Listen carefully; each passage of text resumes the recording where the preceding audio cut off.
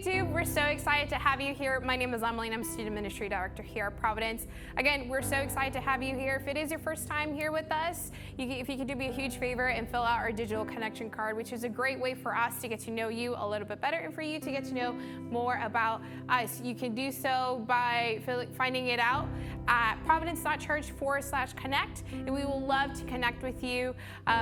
Also, we're so excited to have you here. I know Tony has an awesome word for us today. He will be talking about Jesus is my refuge. So go ahead and get your pens, get your stuff ready as we have an awesome word. Like you're already here, don't forget to subscribe to our channel. Give us a huge thumbs up and also click that ring notification so you can always get notifications whenever we post a new video. Come on, let's hear the sermon. Providence Christian Church, it's so great to be with you this morning. My name is Tony. I'm part of the administrative team here. And let me tell you, it is great to be back with you one more time on this side of the stage. I know that you guys normally see me here with the announcements. You guys are normally seeing me jump around with the students. But it is nice to be able to share the Word of God. And we're, in fact, going through a lesson series that we started last week called UnCertainty. And, in fact, we're dealing with what happens when we feel like we're on shaky ground. How many of you guys have felt like that a little bit this past year, where maybe some things, not just even church life, but at home, a few certain things have not just sat right, things have been shifting around from you, quality of things has changed, and we don't know how to deal with it? Well, let me tell you right now, Providence Christian Church, I am a person that likes everything to be the same. I love my routines.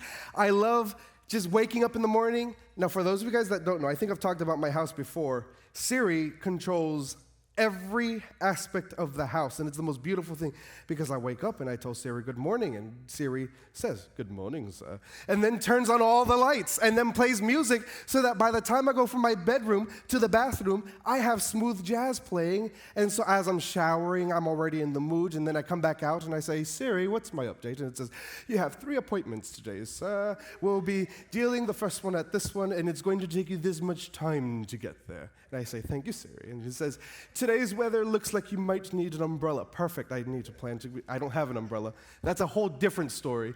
But Siri ends up telling me what's going on with my day, and so when I'm leaving, the last thing I say, Siri, goodbye, and then Siri turns off all the lights, makes certain all the door locks are locked, sets the thermostat, turns off the music, and then gets ready to go with me in my car. And I say that to say this, at the moment, and for those of you that have houses, you'll understand, we're having the floors done in the house. Not in one room, the entire house. And because for those of you guys that know, me and Raina, we have our nice little house with our little dog, and it's perfect. We also are doing the bathrooms. So it isn't enough that the chaos has been moving our bedrooms around.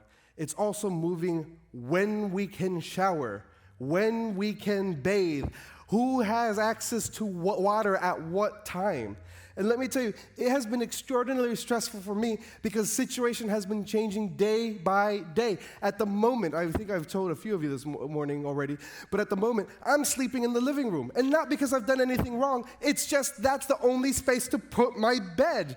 And that is the reality of life. We like to plan for things to be nice and beautiful and attractive, but the reality of life is that it gets messy, it gets shifty, things change. And so for us, we end up having to do the one thing that we can is we have to be able to cement ourselves in something. We have to plant ourselves on something stable. For me, the stability that I can keep thinking about is the value of the house. By doing this and enduring all of this, the property value is going to go up, and thus if we ever decide to sell this house, it will have been worth it. That, of course, means that all the routines that I have of telling Siri good morning, I tell Siri good morning, and it turns on lights in a room that I'm not in, but doesn't turn on the lights in the room that I am in. Last night, I was telling it to turn on the fan, realizing I was turning on the fan in my bedroom, not the living room. And so it was kind of annoying to me, but we are enduring because we understand that what is to come, the hope, the expectation of what we have coming forward is greater than the present situation. But let me tell you, that only happens when we anchor ourselves onto something worthwhile. And so the reality is a lot of times we don't. We decide to anchor ourselves on something else. When we find ourselves in uncertainty, we, instead of getting closer to God, we start letting go. But what we're seeing throughout this entire series is what the psalmist David wrote. In fact, that's why we ended up starting with our key verse in Psalm 18, where David reiterates for a few times, God is my refuge and my strength. And so again, we're doing something similar when we look at the passage, but this time, I'm going to encourage us to look at a different psalm. And the one that we're looking at is Psalm 46, in the entire chapter. I know that we're used to going, a few verses at a time, but I want us to read the entire chapter because we're going to be pulling out a few things from here. So turn your Bibles, if you can, right now to Psalm chapter 46. For those of you guys that don't have Bibles, don't worry. We have all of our verses on the screen or in the listening guide. They are available for you because we want to make this easy for you. But Psalm 46 goes like this. It says, God is our what? Refuge and strength. Once again, we hear this phrase, our refuge and strength, and it gets reiterated again. And in fact, let me ask you this. Do you think that when the Psalms were being written, that this phrase was written over and over again because it needed to be a reminder? It's a rhetorical question, but let me tell you what is going on. Even David needed to be reminded that God is our refuge and strength. And we see that all the time in the Bible. We see it when Moses starts to doubt his own ability. And God himself is literally talking to Moses saying, you will be my messenger. And David says, but I cannot speak. I cannot present myself. I can't. We see this when Abraham decides to doubt the Lord first when he lies about his relationship to Sarah in Egypt. And again when he doubts the ability of God to let him have a child with Sarah. And so we continue seeing this all the way up to Jonah, who doubts if God is really going to fulfill his promise when he says that he's going to destroy the town of Nineveh. We continue to see it over and over and over again because we choose to doubt. We like living in uncertainty. We don't like living in uncertainty because we want uncertainty. It's because it gives us the option or the freedom to move around and latch ourselves to whatever it is that is around us, the quickest thing. So when we see here that the psalmist is writing again, God is our refuge and strength, it's because we need to be reminded again that he actually is our refuge and strength, an ever-present help in trouble. Therefore, what? We will not fear. And listen to this, though. So, once again, for people that love English, this word over here, the word though, in this case, means that there are other conditions that are happening despite what the previous clause has stated. So it says, therefore we will not fear, even though, or in spite of the earth giving way and the mountains falling into the heart of the sea, though its waters roar and the mountains quake with their surging. There is a river whose streams make glad the city of God, the holy place where the Most High dwells. God is within her, she will not fall. What are we saying? God will help her at the break of day. Nations are in uproar, kingdoms fall. He lifts his voice, the earth melts. The Lord Almighty is with us. The God of Jacob is our fortress. Read this one more time, right here. Come and see what the Lord has done, the desolations that he has brought on the earth. He makes war cease to the ends of the earth. He breaks the bow and shatters the spear. He burns the shields with fire. He says, be still and know that I am God. I will be exalted amongst the nations. I will be exalted in the earth. The Lord Almighty is with us. The God of Jacob is our fortress. Yes, we give it up to the Lord because of that promise. Oh my goodness, yes. We do so because that is the promise that the Lord is giving us. This, when it's sung, it's a promise. This is something that is being prayed over. We're not looking at what God has said he's going to do or what he's written on an IOU. These are actual promises of God for our lives. The problem for us is a lot of times we don't internalize it. We read these verses, we put them on our walls, we write them in lipstick on our mirrors, and then we go about our day, and we forget. Because let me tell you, there's nothing that makes you forget a promise of the Lord more than Houston traffic. There is nothing that will make you forget that you are a child of the Lord, Most High God, than sitting on 610, counting down the hours, waiting. And of course, I know we always say, Lord bless whomever is involved in the accident, but then we get to the actual spot where the traffic is and there's nothing there. And then we're just angry because we were hoping in a terrible way, but we were kind of hoping that there was something that made this wait worthwhile. But no, there's just nothing. Or maybe it isn't that. For me, it's always the water bill. Because as a person that likes his modern conveniences, I like to be able to pay my bills online, except the water bill. Because I have to pay an extra $5 to pay online. And I don't want to pay the water company to pay them. So I write out a check, and I have my stamps, and I have my checkbook, and I love my checkbook, and I'll send it out every month because I refuse to do this. So, see, these are the little things that make us forget. But then sometimes there are certain things that happen in life that also shift our focus.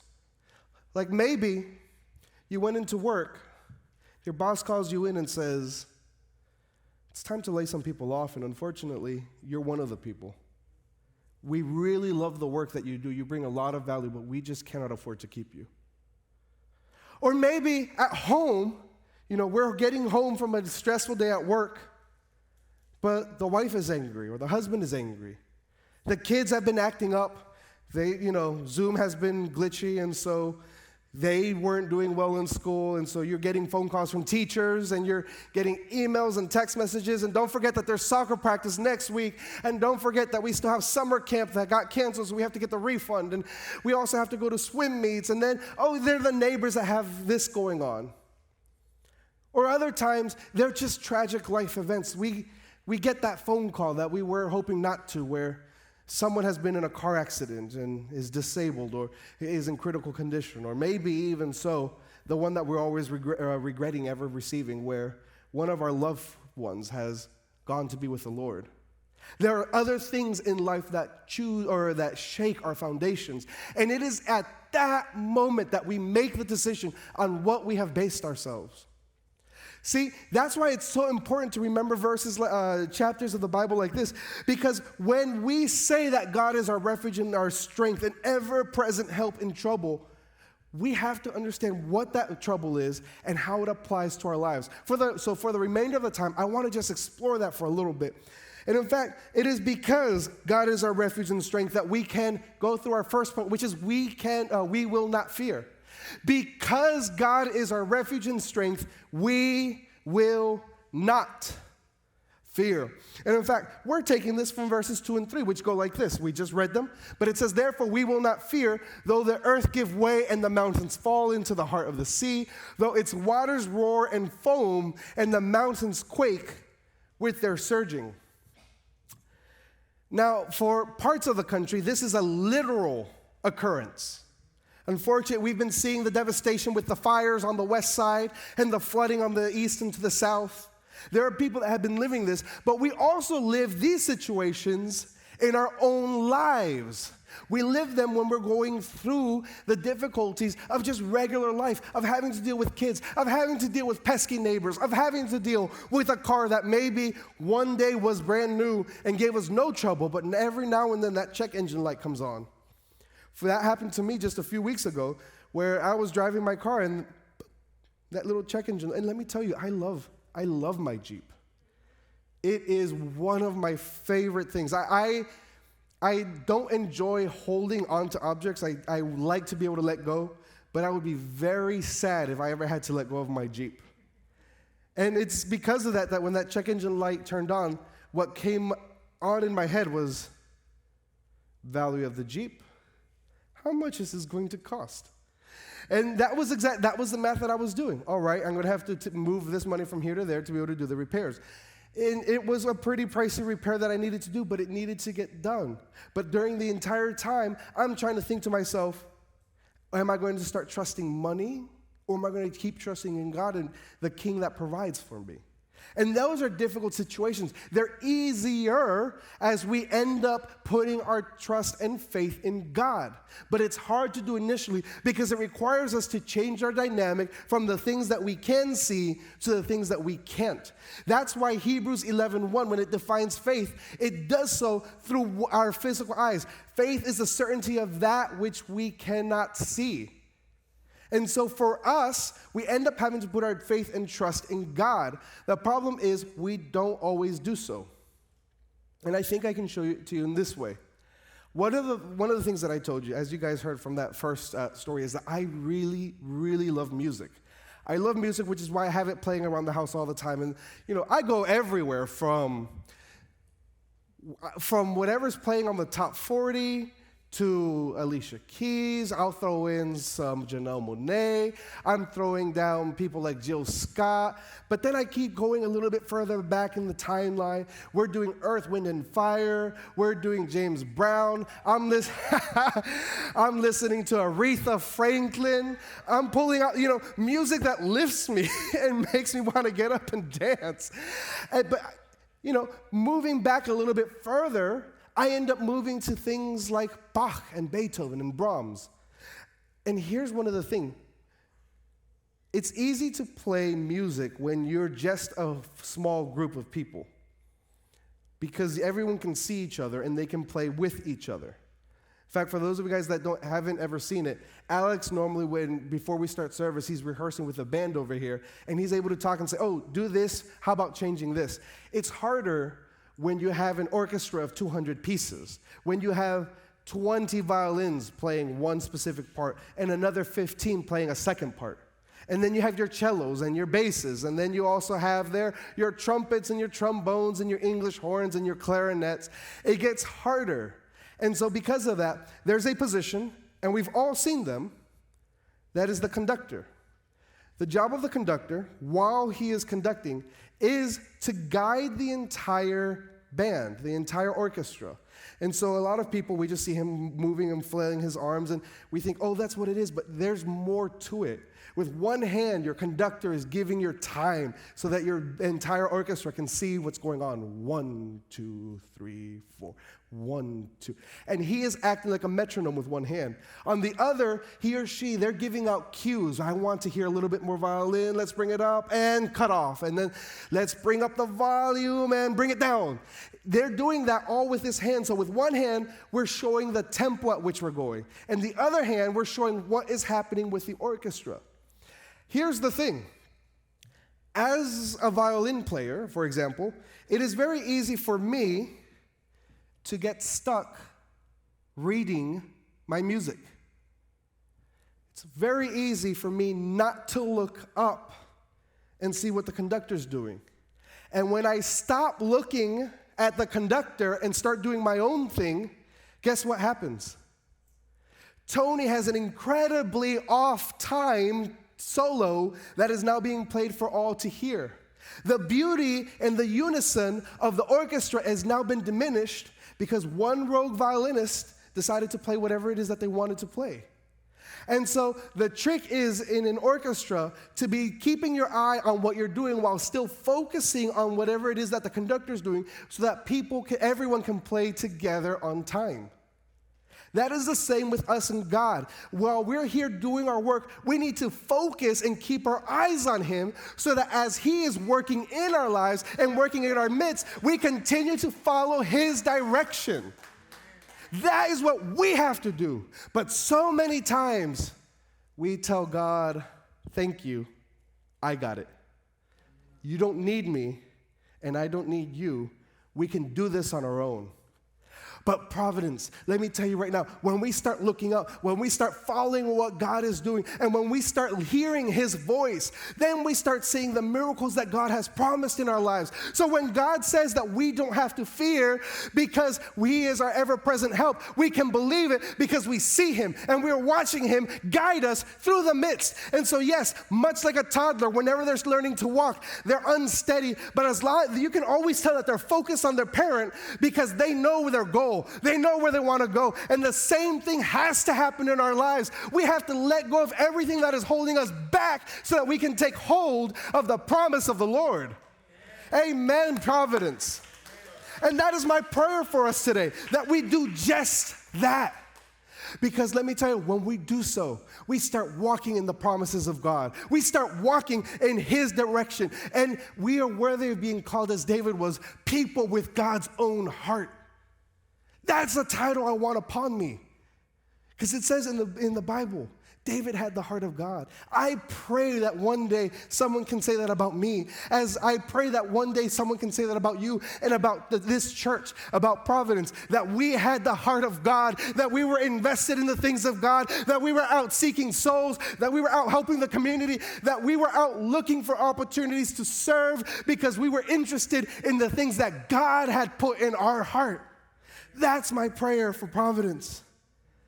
But let me tell you, sometimes that's scary because it requires faith. But that's why point 2 gets reiterated. And it is because we end up believing and trusting in the Lord, because God is our refuge and strength, that we will receive God's help. We receive God's help because God is our refuge and strength. And we can see that on verse 5. Verse 5 says it this way: God is with her. He's talking about the city of Jerusalem at the moment. But we can internalize, or we can change the city of Jerusalem to us. God is with us. We will not fall. God will help us at break of day. Hold on. How is that a promise for help? Because here, we're having a time. We're being given a specific time. How is God our ever-present help if he's only promising to help us in the break of day? Because God doesn't promise that life is going to be perfect. A lot of times we come to Christianity with the misconception that everything is pony and roses, that, everything is flowery and that it's beautiful and that we get to frolic around. And I'm sorry, if that's what you've been told, I'm sorry, that's not true. The Christian church, the primitive church, they realized that when they were being persecuted themselves for believing in Jesus Christ, when the Romans were feeding the Christians to lions for sport and game, they realized that not everything is beautiful, but following God is certainly worth it. And the same thing could be said when people were being persecuted for following Jesus Christ throughout all the ages. There are people now that are still being persecuted because they believe in God. Providence, let me tell you, when I say this, we have it easy here in this country. We have it really easy. There are people in El Salvador that have to travel days to go to church, and they do so gladly and willingly because they understand the importance of being in the presence of the Lord. For them, it isn't a 15-minute drive. It might be a 2-day hike. When I say that we have it easy, it's because I'm thinking about the Christians, for example, that are currently being persecuted in the Middle East. People that are defending their faith and having to be ambushed by people that don't believe as they do. When I say that we have it easy, it's because we're supporting missionaries in the Ukraine and out in Tibet who have to fight for their right to be able to live and be able to preach. And they do so under the penalty of death because they understand that following God is not easy, but it is worth it. See, we have lost a lot of that. Because church can be comfortable. We get to come here, we get to sing songs, the AC is off, and then we complain about it, and then we go home and have our donuts and cake. But let me tell you something. Church was never meant to be comfortable. I appreciate it. Trust me, there's no one that's going to pray over the AC more than me over here. But that doesn't mean that just because it's off, we stop having church. Because let me tell you, these walls do not define who Providence is. It's the heart that's here that defines who Providence is. And while we maintain this, it doesn't matter where we are, we will continue to lift up the name of the Lord. I know that a lot of people they've thought that the thought of going portable was a bad idea. Let me tell you one of the best things. For me, it has been one of the greatest blessings. Because it means that when the church came together to build it, to me it felt like we were building the tabernacle again. We had to come together and lift up the structure of the Lord where we were going to worship. And then we would worship. And do you know what that meant? That meant that each and every one of us had to put our effort to make church work. The same thing still happens now. We're in a building that is not our own, but let me tell you, that doesn't stop us from worshiping the Lord. That does not stop us from being able to give praises to God, and that does not stop us from being able to serve Him in any way. So if that's your heart, that's what you should get yourself involved in. Find ways to be able to get involved in the community. Find ways to be able to serve at Providence so that we can continue to show people that we don't exist within these doors. We're not hiding back here. This is our home base where we're getting ready to go out and serve. And my prayer is that one day we see that Providence blue shirt that says here to serve throughout the entire city of Houston and throughout the entire area of Richmond and Rosenberg and Sugar Land and Missouri City and Katy, in Spring, in the Woodlands, all the way up to Humble, all the way as far east as Pasadena, that we can turn this entire city with those Providence blue shirts. Not because we're trying to make our name famous, but because we're trying to make God famous. I don't care what the logo is at the back. What I care is that it says that we're here to serve our community and that we have the heart of God behind it. That's my prayer. And in fact, that's what leads us to point number 3. It is because God is our refuge and strength that we will what? Testify to God's might. And in fact, we read that in Psalm 46, verse 8, which says this. It says, what are these words? Come and see what the Lord has done, the desolations that He has brought on the earth. Now, this part, the desolations that He has brought on the earth, is talking about the might of God, where the psalmist here is talking about how God can destroy and rebuild. God can break down, but He can lift up. This is why a lot of people got angry with Jesus when He was saying, oh yes, I will tear down this tabernacle and in 3 days rebuild it. Because they thought He was disrespecting. In this case, He is talking about the might of God to be able to break down. Jesus was talking in a metaphor. He's talking about His destruction and then His being rebuilt as the new tabernacle. But people thought that He was talking literally about destroying the tabernacle because He didn't believe in God. The reality is completely the opposite. He was so focused on that He was telling people, God is so mighty that He can break down and still restore. That He can make new. But because of that, we get that first clause, come and see. It is one of the most beautiful phrases because if we look at the missionary work that Jesus did, as He goes out and restores people, one of the things that He normally tells people when He heals them is do not tell anybody what has happened to you. And yet, the phrase that we keep seeing repeated over and over in the Bible is, and so the people went, and the blind man went, and he said, come and see what Jesus has done for me. We see the woman with the daughter that was possessed, and she said, come and see what He has done. We see Jesus, every time that He heals, He would tell people, don't make any fuss about this. And the next phrase that you see is, and so they said, come and see. This should be the heart of Providence. We should be a come and see church, not a we will wait church. Or my chair is comfy church. These chairs are comfortable, let me tell you. Might be a little hard to get off of them. But when we start putting our elbows together, we put on some elbow grease and really start getting our hands dirty in the work of the Lord, we cannot wait but to be able to get off of them to do it. That should be our impulse. That should be what moves us forward. Come and see. My prayer for Providence during this time, but it has always been, is that we not be known as a church, but that we be known as a hospital. Because sick people come to hospitals. People that need help come to hospitals. They know that that's where help is. And that's my hope for Providence. That when we talk about what Providence is doing and the mission that Providence has, that people can see that marriages are being restored here.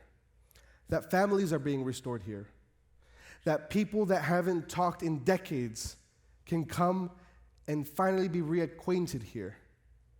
That relationships get mended, that hearts are rebuilt, that faith is built back up, that the next level of politicians, of lawyers, of doctors, of teachers come out of this church, that the next generation of evangelists and the next generation of pastors and the next generation of Sunday school teachers come out from Providence, that the next generation of youth pastors and children's directors and singers and worshipers, that they're able to come out from this church. Because that's what we need. We need a come and see attitude where these doors cannot be wide enough to welcome in the people coming in and seeing what the Lord has done. Providence. My prayer is that we don't contain our faith to what we have, to just the Bible. That when we say, this is what I believe, that it gets stuck here. Because for far too long, the church has been comfortable leaving the Bible right here until next Sunday. I remember growing up in church that there was a pew, we had pews back then. There was a pew that had a Bible, and it would stay there the entire week. My family, we were the crazy family. My dad was the associate pastor over at our church. And so we were the ones that were there Tuesday through Sunday. Monday was the day off. But we were there on Tuesday. We were there on Wednesday for service. Tuesday was rehearsal. We had the midweek Bible study on Wednesday. Thursday was another rehearsal. Friday was youth group. Saturday we had administrative meetings in the morning, and then Saturday night service. Sunday we had Sunday morning service, then Bible school, Sunday morning Bible school, then Sunday evening service. Our pastor liked to make certain that we understood the Bible cover to cover, including the atlases and the concordance and the table of contents. He wanted to make sure that there was never any doubt.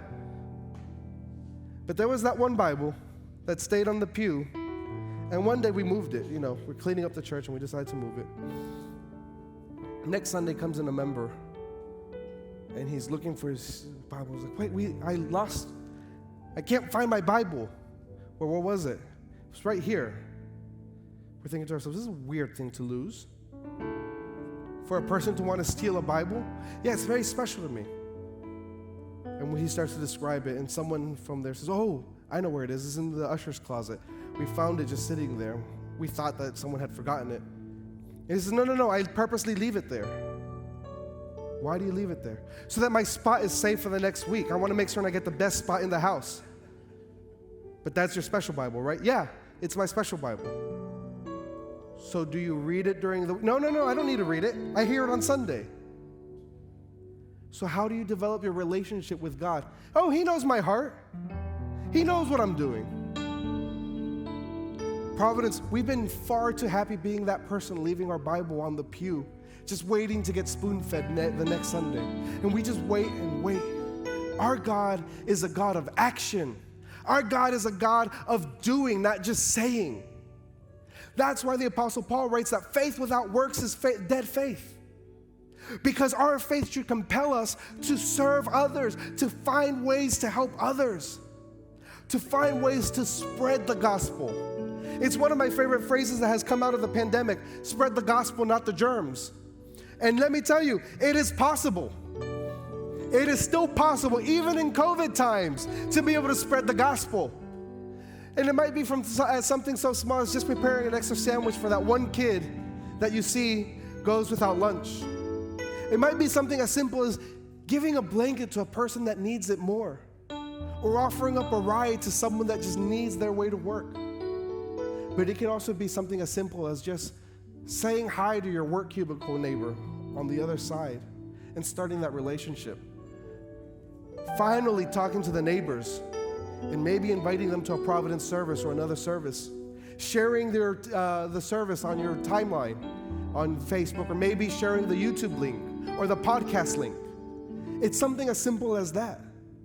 It can be something as simple as just finally asking your parents or your siblings if they'll pray with you, so that they might be able to hear what a prayer is. Providence, we have so many avenues now to be able to share the gospel. It's so sad that sometimes we don't, but that's where we're challenged once again to make Providence a come and see church, where what is happening here is indicative of the heart that we have here and the heart that we follow. Providence, my prayer for you today is just that you can be encouraged by these 3 points in this chapter to continue to ground and root your faith in Jesus, because Jesus is our refuge.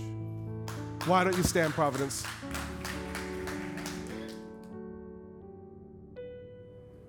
Today we were continuing our series called UnCertainty, and Tony was talking about how Jesus is my refuge. And we were particularly studying the verses, Psalms 46, chapter 46, verses 1 through 11. At the beginning of that verse, at the beginning of what we were studying, it said, God is my refuge and my strength.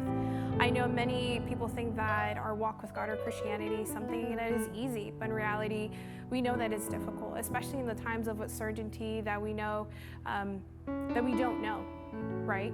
And right now, we were studying as we will not fear. And I know that's easier said than done. You're probably like, Emily, you don't know what I'm going through. I have this sense of fear. I have this sense of uncertainty that I don't know what's to come, right? And you know what? If you need prayer, we're here to pray with you about that. You are not alone. Or today we were also talking about how during those times we will receive God's help, but we declare it, right? Because God is there. He is our strength and our refuge. We see that and at times like that where we're going through difficult times, we may feel that God is so far away, but in reality, He is right there with us, walking with us every step of the way. Our third point, we were talking about how we will testify to God's might, and we were studying Psalms 46:8, and that says, come and see what the Lord has done, the desolations He has brought on earth. So with this today, I just want to motivate you and say, you know what? I may not know what you're going through. I may not know that you're going through this season of uncertainty, whether it's through that you just recently lost your job or something going on with your family. I just want to say this, that God is there with you. He is there with you in every step of the way, and you are not meant to fight this alone. You have brothers and sisters in Christ who are there who are willing to pray with you, to sit with you. And you're probably like, well, Emily, I don't know what that feels like. I don't know what that feels like. I need help to go through this path, to this season of uncertainty that I don't know what's going on, right? And I just want to let you know that we are here to help you. We are here to pray with you and also walk alongside with you. But more importantly is that we will give that to God. That we say, you know what, God, you are mighty, you are powerful. And I know that you have this season of that I feel uncertainty. I know you have it under control. And maybe perhaps you're like, Emily, I want to know what that feels like to have a relationship with God, because I never had one.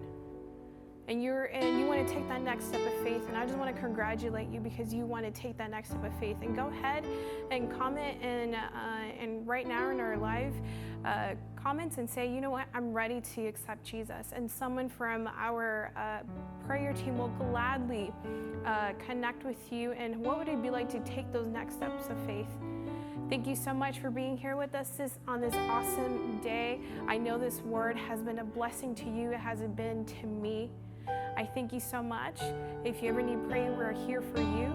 And I hope you guys have an awesome Sunday. We'll see you guys next week.